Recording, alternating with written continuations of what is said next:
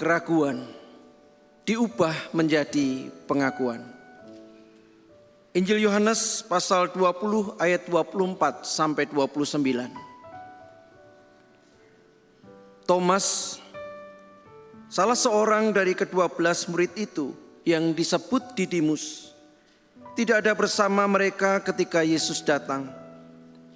Jadi kata murid-murid yang lain itu kepadanya, "Kami telah melihat Tuhan." Namun Thomas berkata kepada mereka,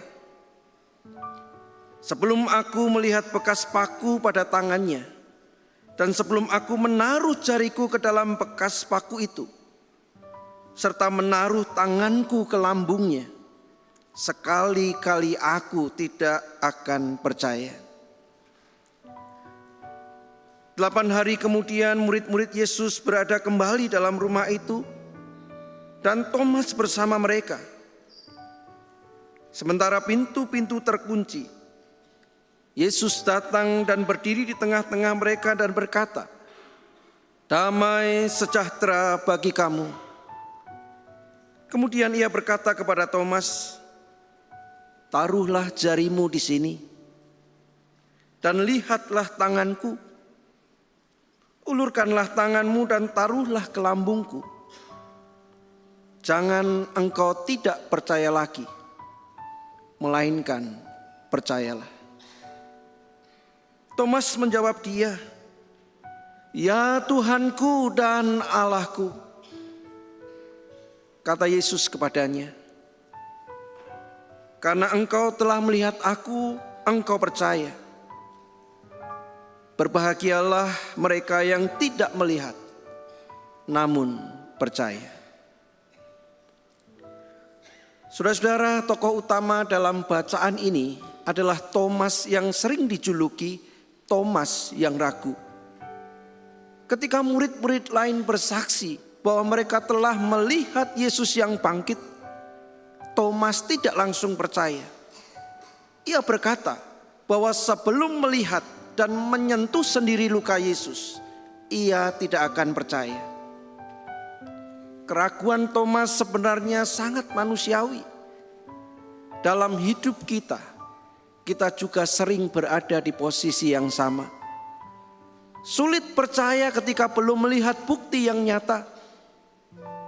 Kita ingin kepastian, ingin pengalaman pribadi, bukan sekedar mendengar dari orang lain. Saudara yang dikasihi Tuhan, yang menarik adalah Yesus tidak menolak Thomas.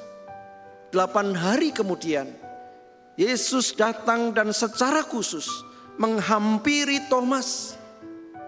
Ia tahu keraguan di hati Thomas. Yesus memberi Thomas kesempatan. "Taruhlah jarimu di sini. Jangan tidak percaya lagi, melainkan percayalah." Di titik inilah terjadi perubahan besar. Thomas tidak jadi menyentuh luka itu. Thomas justru berseru, "Ya Tuhanku dan Allahku." Saudaraku, ini adalah salah satu pengakuan iman paling kuat dalam Injil. Dari seorang yang ragu, Thomas berubah menjadi orang yang mengakui Yesus sebagai Tuhan dan Allah. Keraguan bukan berarti kita gagal percaya. Justru jika kita datang kepada Yesus dengan jujur, keraguan bisa menjadi jalan menuju iman yang lebih dalam.